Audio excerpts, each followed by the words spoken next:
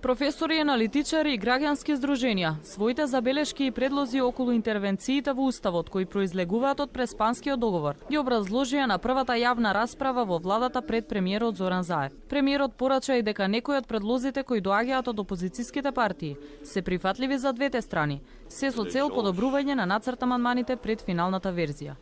Од тука многу е важно да знаете дека неколку сугестии кои што дојдоа прво од 8 пратеници од опозицијата низ првите дебати за утврдувањето на потребата за отварањето на уставните амандмани се прифатени.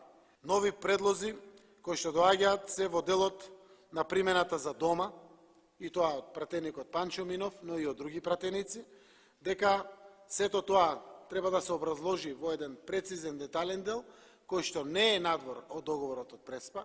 Најмногу внимание присутните експерти посветија на измените во преамбулата, каде што одлуките се заменуваат со прогласот на основ и се додава Охридскиот рамковен договор. Преамбулата на еден начин ги дефинира не само изворите на Уставот и неговите традиции, туку така да се каже духот на Уставот кој што мора да се препознае во принципите на Уставот кој што подосна тие се дефинираат.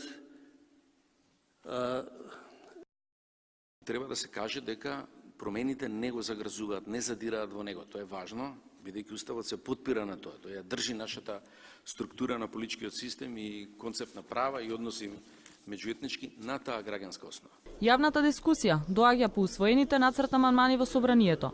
Следуваат уште 4 дена расправа пред креирање на конечниот предлог текст на амандманите од владата. Па на крај клучната фаза во законодавниот дом, каде што на власта ќе биде потребно двотретинско мнозинство за успешни уставни измени.